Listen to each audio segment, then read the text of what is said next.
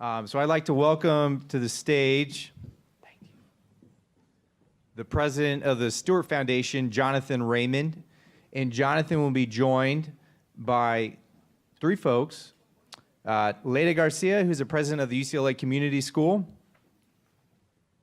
Randi Weingarten, the president of the American Federation of Teachers.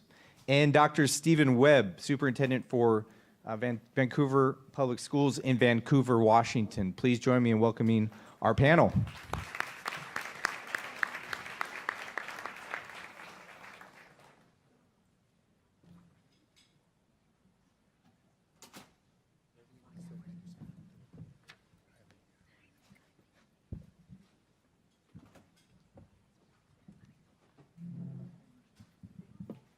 Thank you, Joe. And good afternoon, everybody. This is the final session. You've made it. And it's actually the most important, and we have the best panel for you here today. I'm gonna channel my always the best panel. That's right. I'm going to channel my best Kyra. I wish Kyra was here, but if everyone just kind of stand up for a moment and let's just take a little stretch and a little breath. And you know, I'm not going to have you lean forward and back, but get a little bit of air. Okay, there we go. Excellent. Nice job. Love it when people pay attention. All right, great. You can't tell, but I have a lapel pin that's actually a sunflower. And I want to share a little story about how I got this sunflower. A really good friend of mine when I was superintendent in Sacramento was Mark Johnson. Mark Johnson, wonderful man of great integrity, a tremendous educator, superintendent in a small school district here in California, Sanger Unified. And Mark actually was the U.S. Superintendent of the Year a few years ago. He's now retired, but he gave me this sunflower pin, and he said, you know, he says, I wear this sunflower pin every day to remind me of kids, because children are like sunflower seeds. And he went on to say that a sunflower seed can stay dormant in soil for years until it gets the right amount of sunlight, the right amount of water, and those soil conditions that Sir Ken talked about. And then, of course, we know what happens, right? With just those right conditions, that sunflower just becomes brilliant and magnificent. And that's what our children are. So he said, I wear it because we can never, ever, ever give up on even one child because they're brilliant. Because they're brilliant. I want to pose to you a question for you to consider and to think about, right? So when we come back at the very end of our conversation today, what are the things that haven't changed that need to change that you've heard today? So think about that. What hasn't changed about what needs to change, okay? That's my first question. My second question is we've been sitting next to folks we probably haven't even known all day long. So I want you to just to take about 30 seconds each, introduce yourself to someone sitting at your table or near you. And if you have a child, ask or answer, what are the hopes and dreams for my child? And if you don't have any children, just say, you know, my hopes and dreams for children are, okay? Just take 30 seconds each. Someone near you, you know, what are the hopes and dreams for children or the hopes and dreams for my child? Okay? I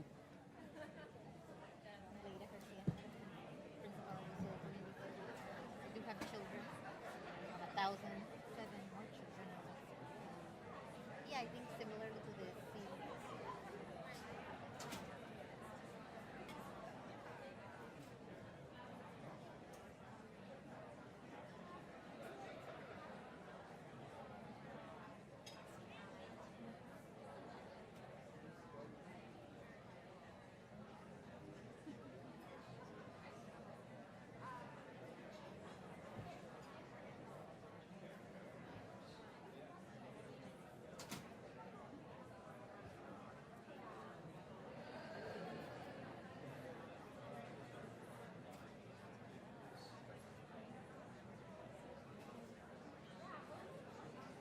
Okay, about another 20 seconds.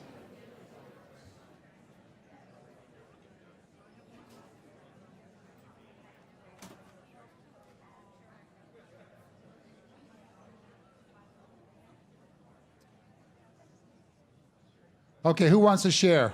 What did you hear? It doesn't have to be yours. Just shout them out. A couple. Have fun. What else? Be kind. How about a couple more? Be happy. How about this table over here? I can feel your energy. Be compassionate. Fantastic. Thank you. Thank you. Imagine a school, a classroom, a school district that put children at the center and guided itself based around those questions. Okay, just think about that. Lydia, good afternoon. There it is. What have you learned from leading your school that serves a large immigrant population about the possibilities for change? I would think, or I would say that the first lesson for me has been how important it is to listen and to really appreciate the richness of each community and each family and what they bring to the school. I am an immigrant myself. I immigrated from Guatemala over 30 years ago. And I realized how different, even if I share that experience with many of the families, how different their lives are, my students' lives are. I wasn't an unaccompanied minor. I didn't come and live with a mom I'd never seen or a dad that I had only spoken on the phone with, once a month. So there are so many intricacies, I think, to the way that that issue plays out. And it is really, I just heard someone at this Salvadorian Consulate Forum around the contributions of immigrant communities. And one of the speakers talked about just really understanding the contributions and understanding the differences, and then really reframing the issue of immigration, not as a domestic one, but as a transnational one. Because everything that these families live through and do really impacts not just domestically here, like, oh, we don't want them, we do want them. They serve a purpose, they clean our houses. We don't want them to clean our houses, they take care of our kids. We don't want them to do that anymore. Or whatever else, however else we see them. The truth is there are these transnational connections that they represent really across countries. So I would say the first thing is just listening to understand what it is that they're bringing and what it is that they would like to see, and to understand the circumstances for that migration. And how they see themselves, right? I feel like there's so much talk about immigrants and immigrant families and their children, but rarely do you see the immigrant himself or herself explaining, this is who I am, this is my story. And so I think that's why it's so important at the school level to really listen to that and to really bring forth those stories and to then tailor and customize and personalize that education to who they are and to who the community is. And I think that's what we try to do all the time in our school through what we do, is to really try to listen and begin at that level. We all have ideas and opinions and areas of expertise, but it's really about listening to the people there and what it is that they might see as the greatest needs that really works. And I think for our school in particular, we're fortunate that in partnership with the university, some of the specific research that happens at our school drives then what we do at the school level. A few years ago, there was a study that really revealed to us the high percentage of undocumented students we have. And when I thought about my own knowledge about the DREAM Act or just these different areas in which students would need support for financial aid to access college, because we emphasize that, we talk about education being the key, and yet there's 20,000 more roadblocks if you are undocumented. Ways in which California at least has been able to address, but how much knowledge do we have and who are we building this knowledge with? So it doesn't just live with the counselor, but rather with the families as well. So that study has really driven a lot of how we view the issue.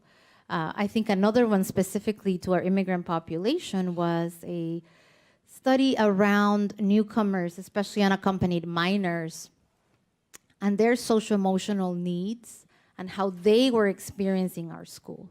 Because in writing, and even if you walk through our school, you can sense this communal kind of feeling. We are like a family. We're at TK through 12, so we see our students grow up with us, and that's our motto, where we grow together. And yet, through that study, and this woman who had been a social worker by training and was now in public policy, we learned just how different and alienated our newcomers really felt. And just how, even if a student was an immigrant just like them, the fact that they had a family made them feel so different from their own experience as, newcomers living with an older brother that they didn't really know, or a mom, like I said, that they had never really met. And so that led to some different ways of doing things, including creating an advisory for those students to have like a home base and to be very honest with them about the path that they would need to take and the supports available. And for me, I feel really successful within those spaces when I see our newcomers reaching out to other people in the school. So not just me, but the social worker, the other counselors, going to the after-school programs, and then slowly integrating and believing that this system is there for them as well. The same with our families. But I think that doesn't happen unless we stop and listen and ask, rather than assume and think that we have all the answers and we know what's best and what's better. And like I said, even for myself, someone who could say, well, I come from the same countries as you, and I am an immigrant. I realize that now I live in a very privileged place. I go home and I don't worry about an ICE raid and about someone coming to, or my husband not coming home. I don't worry that my older son won't come back from work. I just don't have to. But when you live in that space every day, then I think it's important for all of us to step back and think, then what's the right thing to do to respond? And I think you don't see parent or student or teacher leadership really rise and just own the school space without you as the formal leader listening and asking the right questions.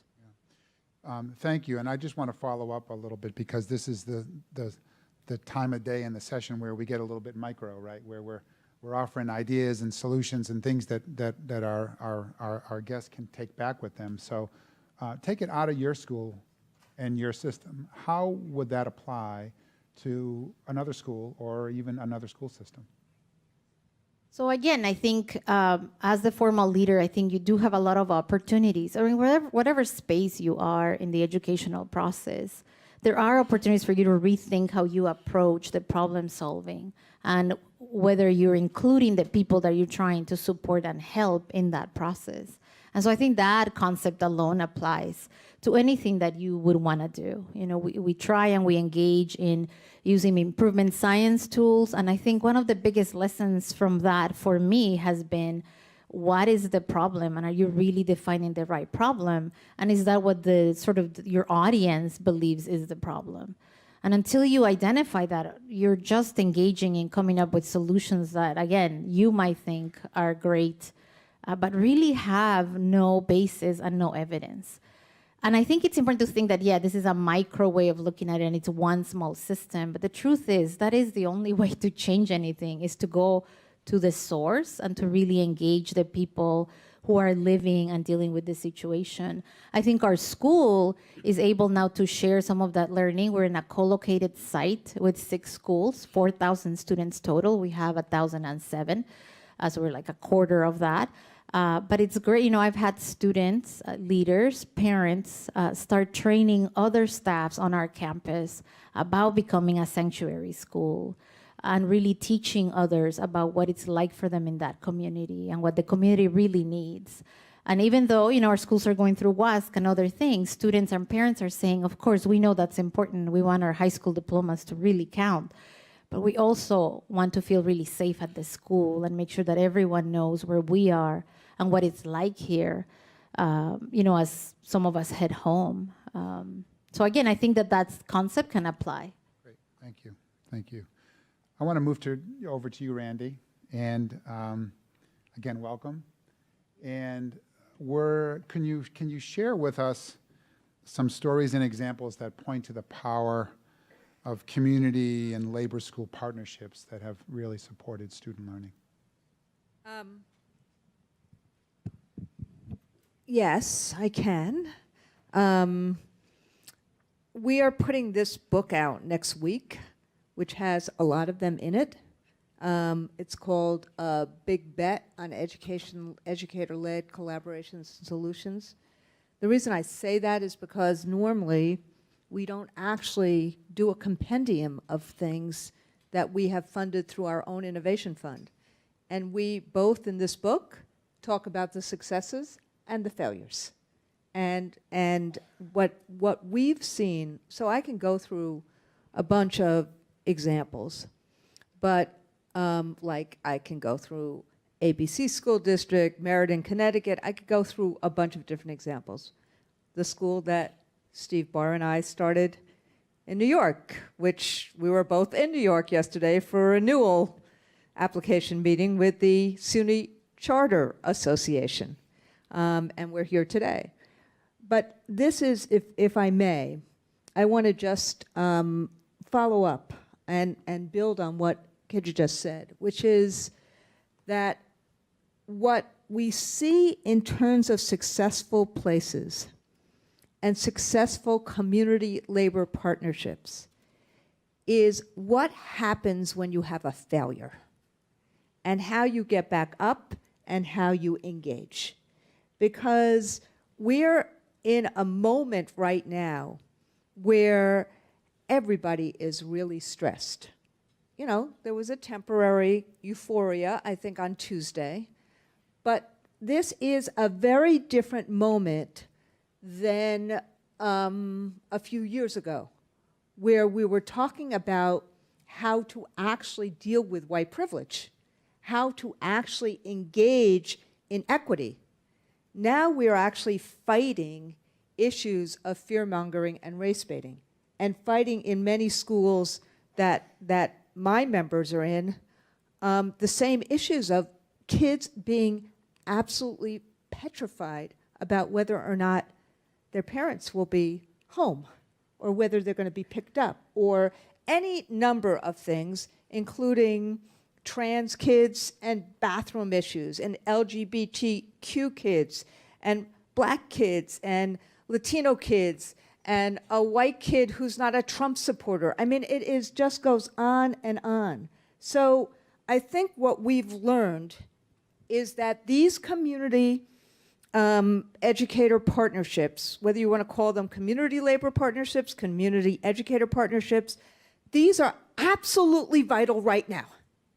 And they're vital for a lot of reasons. First, it completely changes the dynamic from being top-down compliance-based to, if you really have a community labor partnership, then it's responsibility-based. And instead of the rules being, well, what is the Board of Ed telling us we should do, or Betsy DeVos or whoever else, it becomes, how are we engaging together to purposely fulfill a mission that we all believe in, which is our kids' success. And then what happens is the checks and balances becomes the responsibility to each other. I often now say community is our new density. So how do you have enough voice and agency of the membership so that they feel engaged in it? Not like, oh, their union is telling them to do this, or somebody else is telling, but they feel really engaged and really professional. And then the community feels welcome enough, and particularly kids feeling safe and welcome enough, and welcome and safe enough to have a fight over issues without hurting, without people feeling like, oh my God, we're in each other's, we're not in the same tribe anymore. And I want to just pick up on two words you said: engage, engage, engage, engage. And you talked about it in terms of listening. I think about it in terms of three things we've learned from teaching. Walk in each other's shoes. It's not what's said, it's what's heard. And you meet kids and families where they are, not where you wish they would be. And so what community labor partnerships do when they work well is that they actually do these things together. They define success together, as opposed to somebody else defining it in terms of, what is it in California? Is it API scores still, or is it something else now? It's something else now. Something else now? What? The dashboard, excuse me. But and it takes, when you have a partnership like this, like take ABC School District, it takes the jargon out of what we do. So it makes things like community schools real. What are the needs? What are we going to do? Okay, if our kids, like in McDowell County, West Virginia, and then I'll stop here. In McDowell County, West Virginia, which is the 8th poorest county in the United States, it's in southwestern Appalachia, southwest Virginian Appalachia. It's where coal was king in the 1950s, and now it is a completely impoverished area where every single other kind of top-down reformy kind of thing was tried and failed.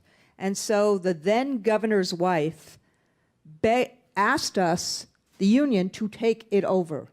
And I said, look, we don't believe in privatization, and that would be privatization. But we will work through a community labor partnership to try to do something. Now just picture this.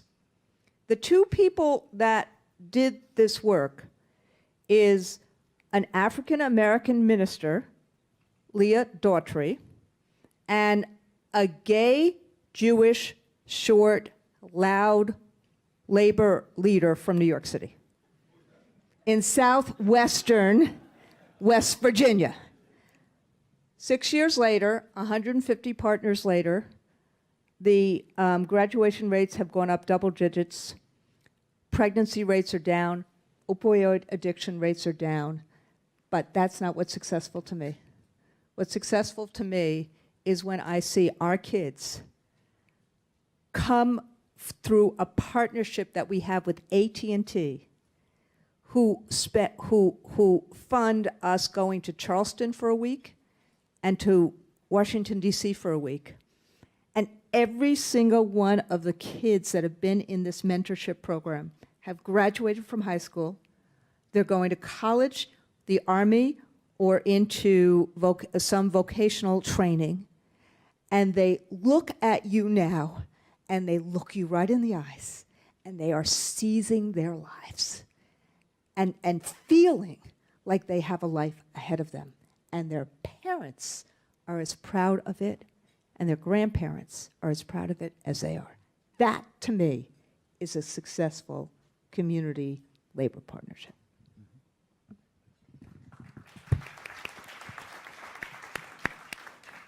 Starts with vision. Stephen,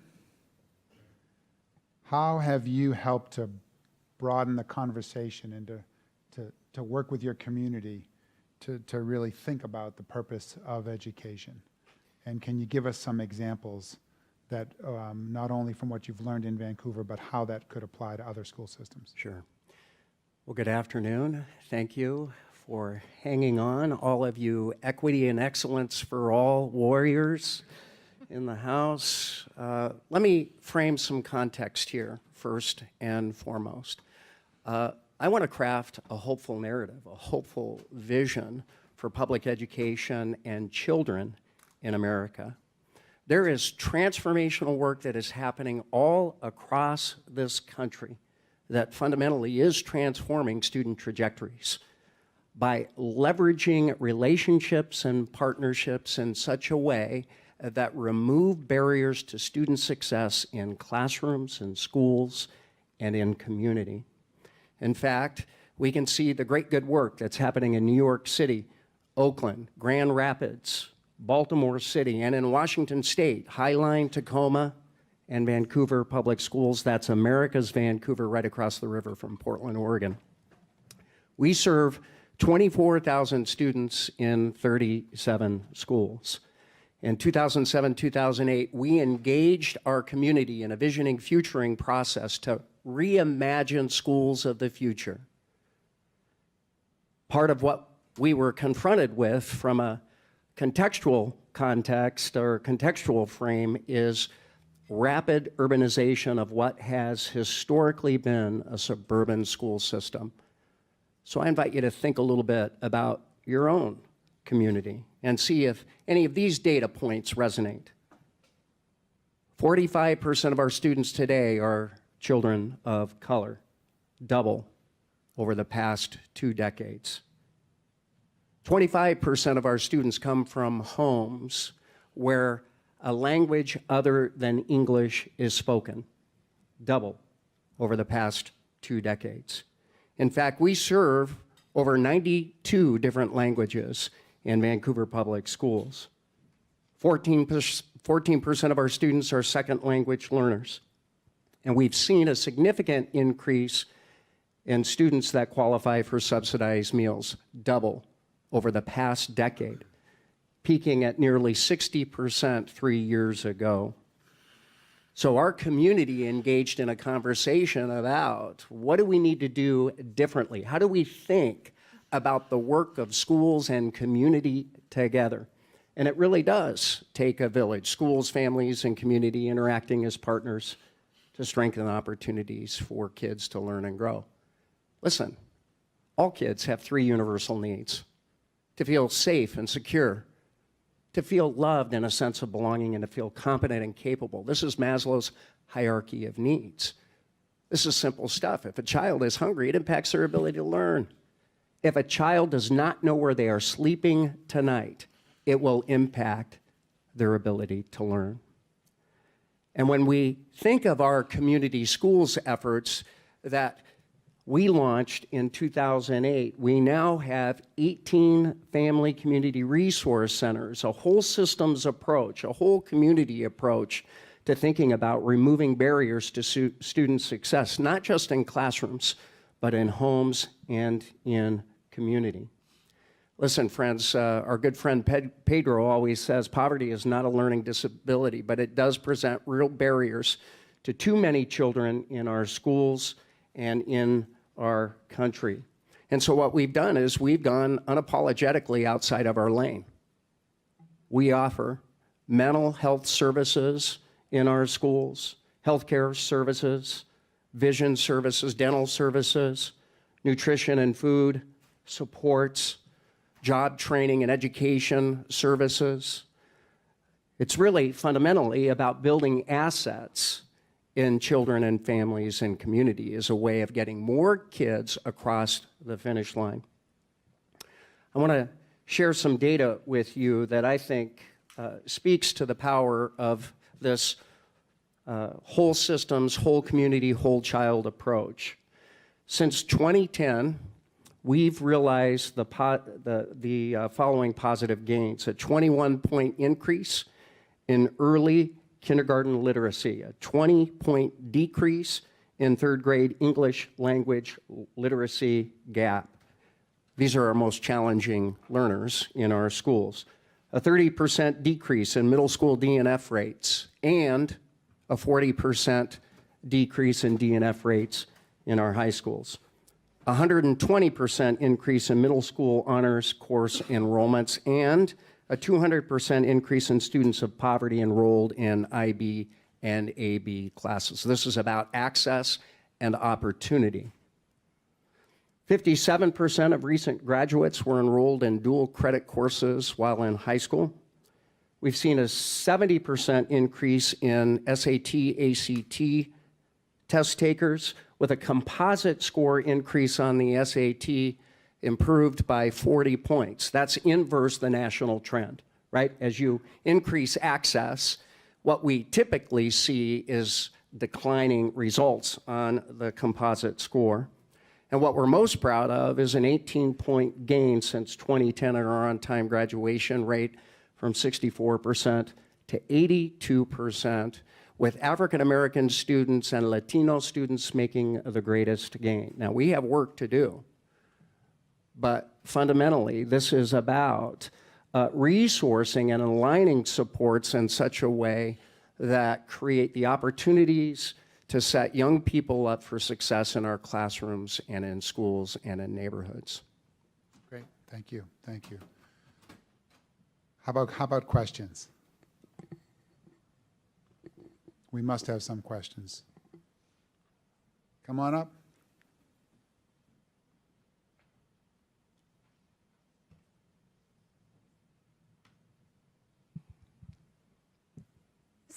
Good afternoon.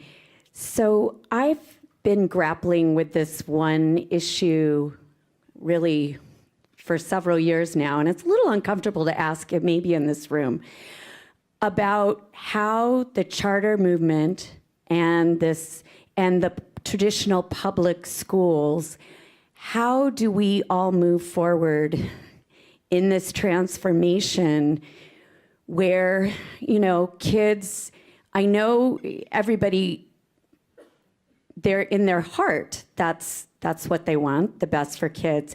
But when we talk about resources that, can be limited and time, how do the panelists and, professionals in this room, I'm just curious how we put that in the conversation moving forward, and what would your advice and next steps or thoughts be? Who would like to start on that? I know it's loaded, but. Well, it's a different conversation in LA than it is in other places.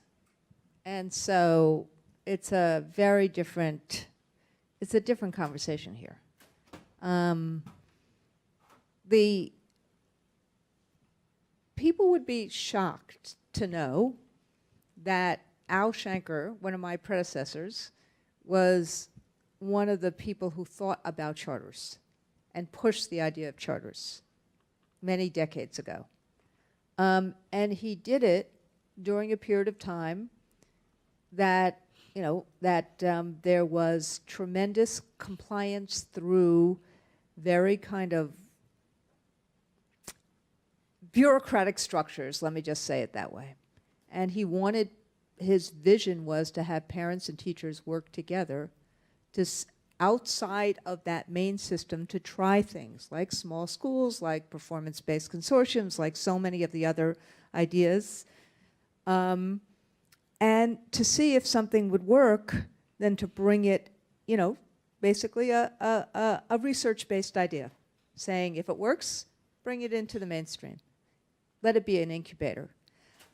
What has happened is that the idea has been hijacked in many different ways, and I don't mean that word in a negative way right now. I mean that it's now a competitive model. And when you try to compete and try to create markets in education, when we're all talking about what do we need to do to actually meet the whole child and whole child's needs and do it for every one of the 50 million kids in the United States of America most of whom go to public school. And then all of a sudden there's an issue about monies going back, that monies get diverted and things like that.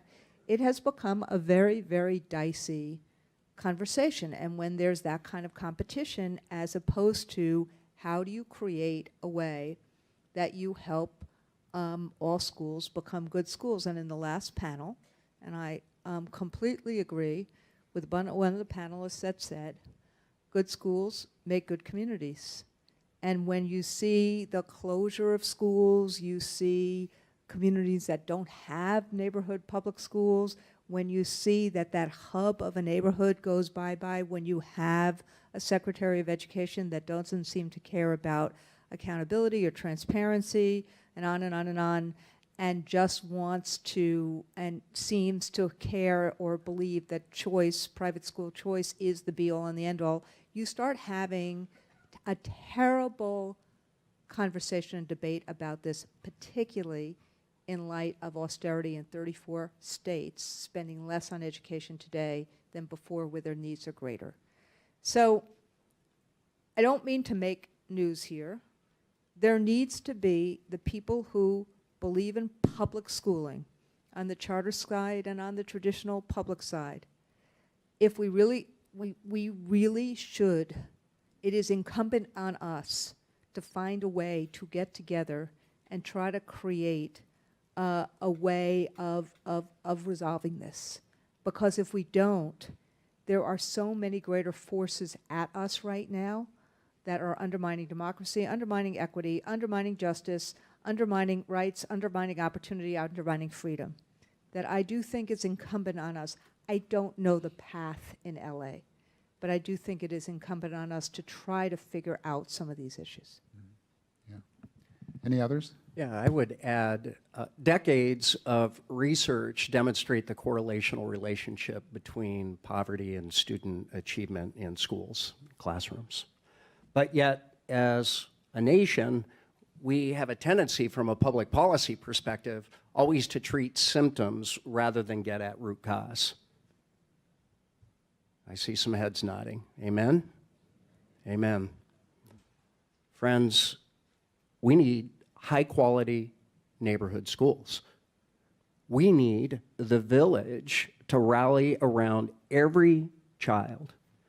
And we have to, as school system leaders, invite the kinds of partnerships that actually leverage resources in such a way to accelerate student achievement and close opportunity and achievement gaps. I want to share some more data with you.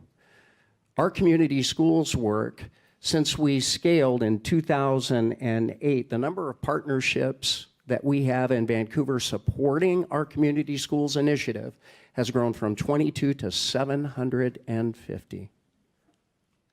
If you build it, they will come. For every dollar that we invest in district staff to resource those centers, we net $4 in return. Last year, $4 million in community-based resources, removing barriers to student success in neighborhoods, in schools, and in classrooms. That is a hopeful vision for public education in America. Great, thank you. We have another question.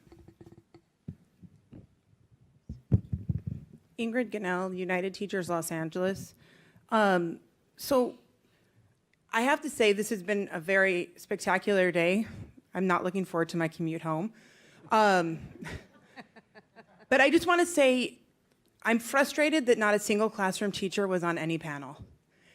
That is, to me, is very frustrating, and I think there's a disconnect. Earlier we had the president-elect of the AERA talking about there's research here and why isn't it being implemented? Because there's a lot of people that come to these things that aren't in the classroom. But my question or comment to the panel is, when we talk about community schools, specifically in Los Angeles Unified, we educate our students between $10,000 and $11,000 per pupil, but we incarcerate at over $75,000 per prisoner, or whatever term we're using nowadays. In the state of California, we're the 46th in per pupil funding. UTLA has a campaign, 20 by 20, fund our schools at $20,000 by the year 2020. It's possible, other states do it, and they're not the 6th largest economy in the world. We would like a lot of our policymakers to come on board with this and get this accomplished, $20,000 for our students, so we can do things like community schools where we have green space. I'm from East LA. We don't have green space at a lot of our schools. Where we have things like the wraparound services that you spoke about in Vancouver, Washington. We dream about these things. In fact, we are bargaining for the common good. In our bargaining right now, in our contract negotiations, these are things that we are asking for. $1 million for our dreamers, for our DACA students. These are things that we are asking for. But the dichotomy is, when we have schools that go ahead and do these things, where they have parent centers or they have computer labs, Prop 39 comes and takes those spaces away and gives them to charter schools. And I'm not saying negative things about charter schools. We represent over 1,000 charter teachers in United Teachers Los Angeles. But there's a dichotomy when we talk about dreaming, and those dreams are taken away by laws. So I was just wondering if the panel could, I don't know, answer or address. Thank you. Or both. Dichotomy. Leyda. Yeah, Let's hear from you. we're in LAUSD. That is our space. That's where we live. And I think what's difficult, or how I've come to see it, I've worked in 2 other districts, both of which were smaller. And I think what's hard, right, is when you go so big, you try to account for everything and synchronize everything and everything has to look a certain way because you're getting, 7,000 data points every day about something. Unfortunately, then you lose, I think, the potential and the vision and the organic nature of what schools should be like if they're really community driven. And I don't know that I have an answer about how to do it, except to say at the school level, I know I learn a lot from my teachers, and I appreciate that they're always bringing forth issues that matter and that they're always making me rethink things. And so I think building teacher leadership is essential to doing that. Not in a, all administrators are evil and, we don't deserve, whatever that division might be, but rather in how do we work together. And I think it's the same for student leadership and parent leadership. And it's not until we put that pressure, I think we all have to put that pressure on the system, right? And the same with principals then back into the system. And we may have less contractual sort of securities in doing that, right? Like we're at-will employees and can come and go as the district decides. But at the same time, I feel like it's not worth fighting for if you don't have a lot to lose. And I think I've learned that from my teachers. If it was easy to win this, then we wouldn't be fighting for it. When you think about the civil rights, you think about anything big that people have taken huge risks for, it's because it mattered and it was going to make a huge difference. And so I would invite everyone, students, parents, teachers, to then push back on the system, but help re-envision what that can look like and bring those ideas and solutions about what it could be like. And I feel like, again, for me, it's the parents, who are saying, well, we're not happy with this. This isn't working, right? And it's true, some things aren't working, and I'm not gonna try to reframe the issue or make it seem like it is when they're seeing it and they know which things aren't working and they might have some great ideas about what we can do. The same with our teachers and our students. So I think getting it back again to the communities to build that sense of ownership is going to continue to be essential. And all of us helping each other become braver and bolder. And I always thank my teachers, my students, my parents for helping me do that. Everything we do, I feel like, well, it's because it's coming from the community and they're saying, no, this is what we want here. And so then we come along and do it together. But I think it is going to take all of us to take some courageous moves in doing that and not just stay with the status quo and just accept that maybe that's just how things are and are going to be. Randi, I know you had something you wanted to add. So Ingrid is completely right. I mean, it is the way when you talk to classroom teachers or frankly, most educators in America, particularly educators in big cities, rural areas, or places that don't get a lot of funding, you hear the same frustration. And the frustration, and that is to the question that was earlier, the frustration of somebody, think about it, who is in a charter school and has a lot of big funders supporting them. And so the charter school has all these computers and all this wraparound services and all these college counselors, and maybe it's in the same exact building as the public school that has none of this, and we're still using chalk on blackboards or green boards. And someone is and has the love. I know this teacher. She's in and I know many of the UTLA members. Go into their classrooms. They're really remarkable teachers who care and care and figure out and do all those things you just said. But when there's no funding for lowering class size or for the community schools or for the kind of dreams, and then a charter school comes in and says, I'm going to take your building now, and says, oh, by the way, we're going to take the funding away from you. It is, I mean, the fact she didn't scream it and said it showed tremendous discipline. And that's why I said earlier, I don't know how to solve it in LA. In other places, we are fighting 34 states spend less money on schools today than they did in 2008, when half the kids in America are poor. Half the kids in public schools are poor. And excuse me, and half the kids in public schools are now kids of color. So, yes, you're right. We have to actually do that fight together, and this is a civil rights fight, and it's a justice fight. But I think I would just ask, listen to what teachers are saying. Give them the benefit of the doubt. They went into this work because they want to make a difference in the lives of kids. And that's why trusting them is really the first step in actually recreating and reimagining education. I think we have another question. Yeah, thank you, sir. Hi, can you hear me okay? My name is Oren. I'm actually not in education. I'm just a business professional, so I walked in here. So excuse my ignorance if I'm totally off key. But it's been great hearing all you guys talk all day. And one question that stands out to me is, how do you protect yourself from not managing to the numbers in education? And what I mean by that is, what else do you measure as a leading indicator that you're making progress, and how do you not just measure for numbers and literacy rates and stuff like that? Hopefully that makes sense. Yeah, it does. It does. Stephen, you used a lot of numbers. I did. So let's Yeah, have you yeah. take this one. Well, let me say I could not agree more. Listen, we need to create the context and conditions where those three universal needs are met each and every day.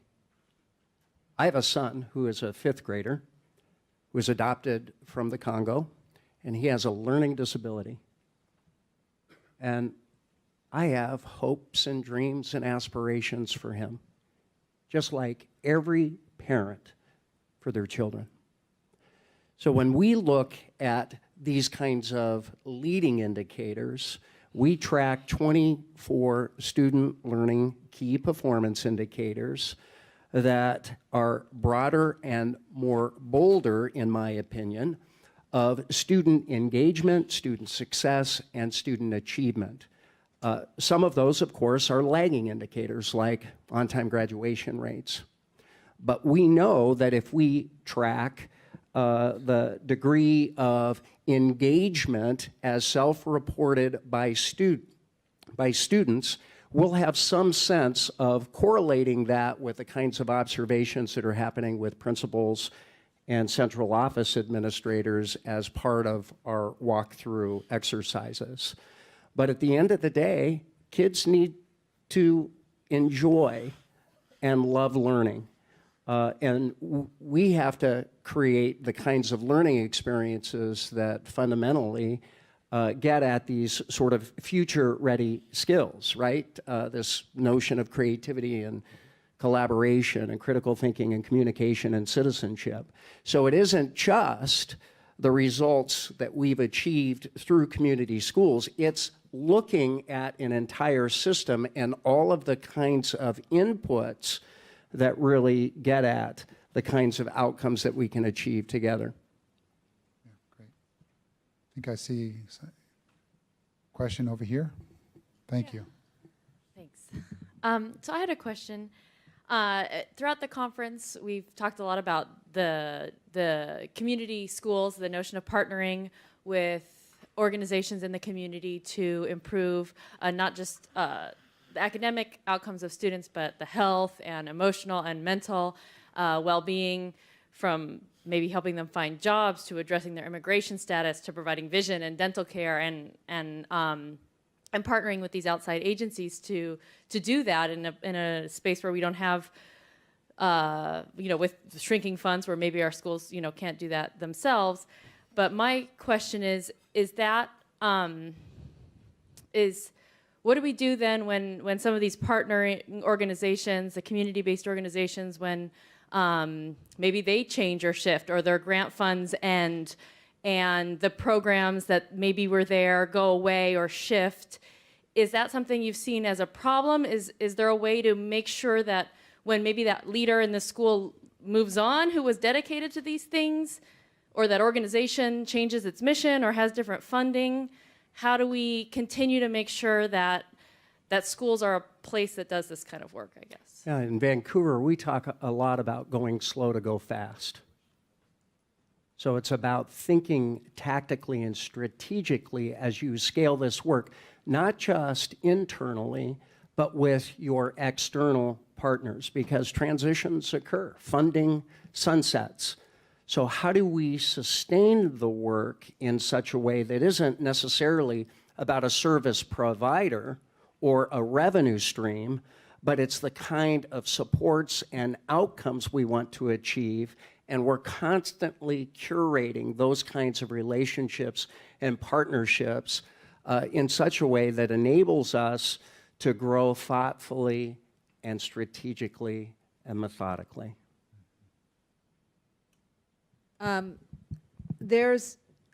There are lots of different models for community schooling, but probably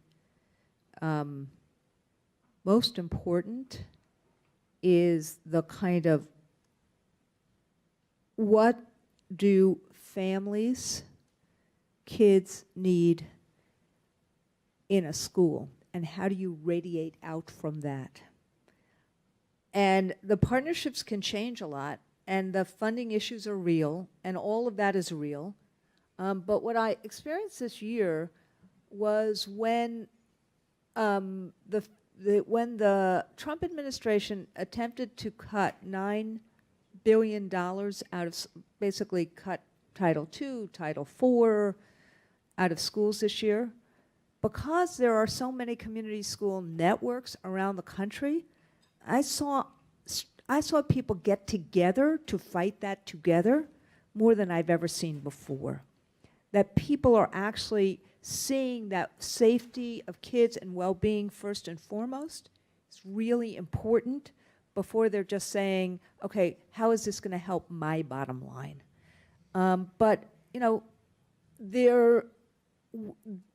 part of what I think we all have to do is figure out how to get people ideas about sustainable models so that if one funding source goes bye-bye, then you know kind of the sustainability plan. And that's important both in terms of academics as well as the wraparound services. Yeah. I think what I would just add to that is to connect back to this idea that I think part of the problem is that everyone expects the school to solve every societal problem that's ever, happening, or future ones that we haven't even seen yet. And I think that really is problematic, because here's this one institution, one building with certain skills and expertise that's supposed to solve everything. And so I think that's why partnerships matter, because it should be that it isn't just educators understanding and caring about the future of communities, societies, and our democracy. So I feel that we all have a responsibility as well to make sure that it's not just, oh, who's going to throw money at us? Okay, we'll take it, whatever you want. Because I think then that really belittles, one, the work that schools are trying to do, the needs that families do have. That again, we have to go back to saying, what is it that we're trying to solve and how? Otherwise, I feel like people, again, have their ideas. They went to school, so they think, oh, I know what they need. This is what they need. Or these are the students who should get the help, and these maybe not so much. So I think there's an educational piece for all, including the partnerships, about how to invest in school so that it's not just seen as I'm giving money to this building and this group of people, but rather I'm investing in an entire community, a city, a society, a democracy. And I think that that's really important for us to be able to do too, so that we're really supporting them in the school. If that's the place where we think everything will be solved, that then we have different partners coming together to really address the issues with different areas of expertise, rather than just putting it all on the school ultimately. And there's just a funding thing there. And if you didn't meet my metrics, then I'm done with the partnership. Then I feel that that's unfortunate, because then you've missed the whole point about what it is that communities might really need. Didn't I tell you it was a panel worth sticking around for? Let's give them a really big hand.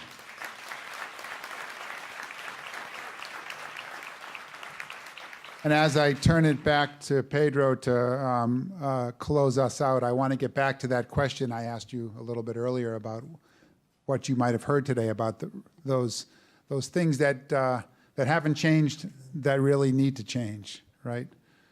We heard about the power of relationships. We heard about this notion of grassroots and working from the outside in. We heard about the importance of working together and partnerships. And of course, we heard about the power of children. So it's been a pleasure, and I want to turn it back over to Pedro.